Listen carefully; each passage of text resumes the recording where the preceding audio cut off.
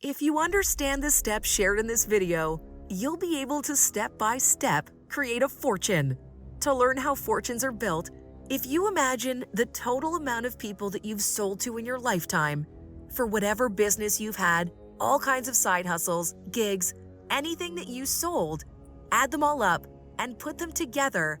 And then if they continued to pay you month over month over month at whatever price you sell stuff at, how much bigger would your businesses be?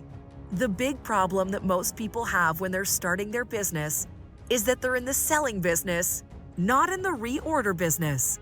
They don't have recurring revenue. They have one-time sales.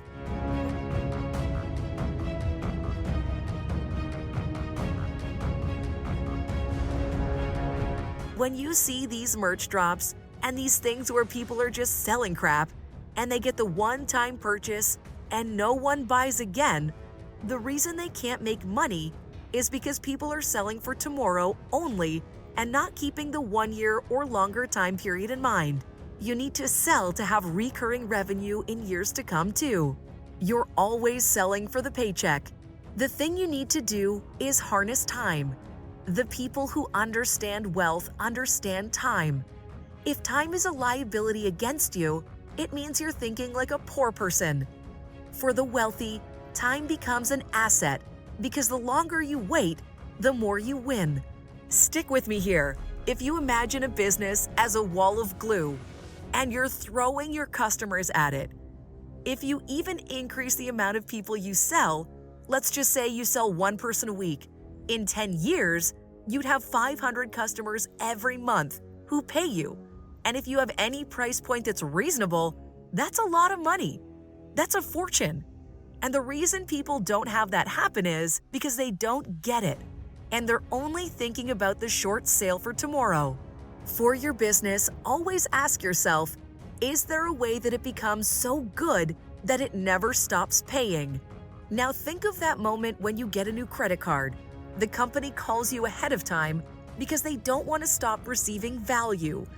If you change your phone carrier and your credit card changes, what do? You call your phone company. You replace it because the value is there. If your utilities go out because your car doesn't go through, you pay it. If your rent doesn't go through, you make sure that it's paid on time because these are things you cannot live without. The goal is to figure out a way to make our value so high that people don't want to stop paying. You want to be in the reorder, not the order business.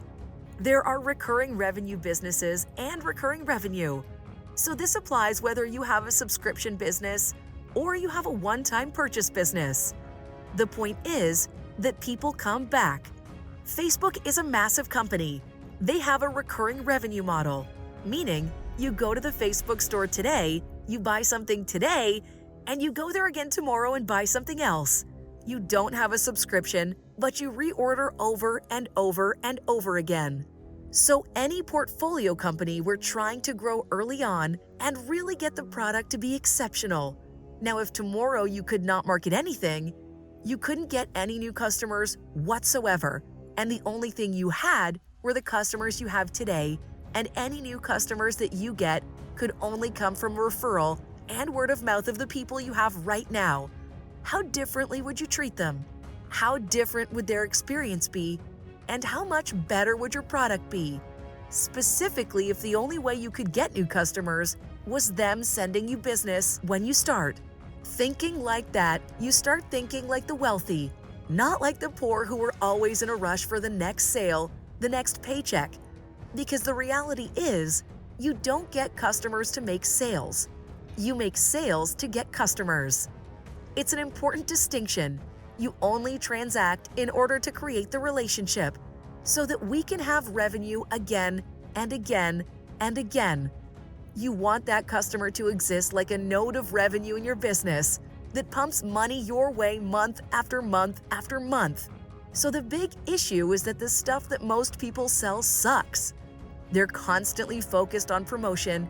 They're constantly trying to find the next customer because they haven't confronted the real issue. And that is that they're not focusing on the hard work, which is getting better and maintaining customers. There are 3 steps that you look at when you're actually trying to scale a business. You want to go 0 to a million, make a couple $1,000,000 a year. You can just promote and sell shit all day long and never build real. Now, the only way to build a fortune is to get people to never stop paying you. If that's your goal, you only need to learn how to start trying your product. The point of making the first sale is to get customers. The point of those first customers is to give you feedback, and you keep getting feedback and not even caring too much about how hard you're marketing, because the goal is to get the product and service better and better and better. And this is why most people can't sell, because they start selling a little bit and they focus more on promoting rather than fixing the product. They keep selling more and more, and then what happens is if you sell 100 people this month, you have to sell 100 people month after month. If you up it to 200 new sales a month, you need to maintain that progress.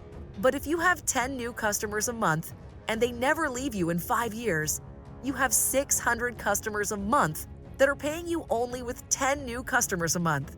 When you get customers who don't leave you, you can afford any marketing. You can afford to outspend everyone. Step 1 is you promote just to get people to become customers.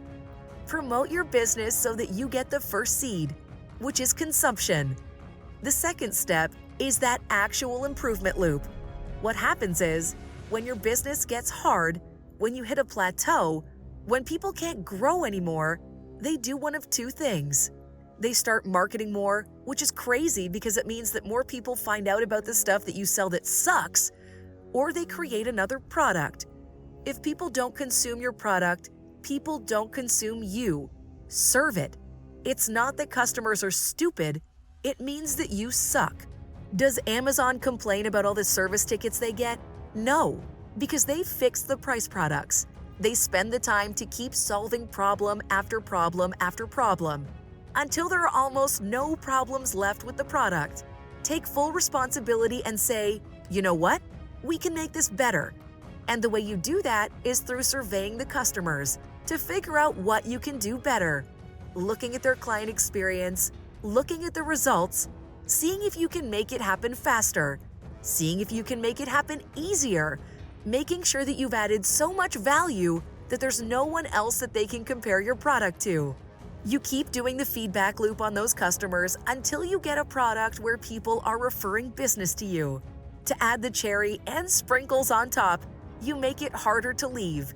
And if you're in a situation that you want to add in collateral or controlling the money flow, if you work with Stripe, they probably process your money. They control the money flow. They don't worry about declined cards because they collect your money from you up front. The person who controls the money has leverage. And then once you crack that, once you say, I'm only going to sell so that I make sales to get customers, you're going to continue to improve and iterate the same product over and over and over again, until the point where you have so many people who are coming to you because of how good it is. Then you can put gas on it and spend as much money as you can on the marketing, because now you can outspend everyone in the same marketplace. You're making 10 times and 100 times more than your competitors, because when people buy from you, they don't want to stop. But most people do it in reverse now. They sell as many as they possibly can, burn all the goodwill they have, and then come out with another product, put lots of hype around it, sell a bunch of them, and then do it again and again. But they cannot build a compounding vehicle of enterprise value. Price is what you pay, value is what you get. Your value derives the price. It would be whatever you want it to be if the product is of value. What we want is a customer surplus. We want an insane deal. We want a bargain where people call ahead of time to make sure they never stop getting billed. If you're getting better, you get more and more efficient, and you can drive down your costs while also increasing the value and maintaining your brand and reputation. We hope that this video proves valuable for you. Do give it a like if you enjoyed it. Subscribe if you're new to the channel. It helps the channel grow. Thank you for watching, and I'll see you guys soon.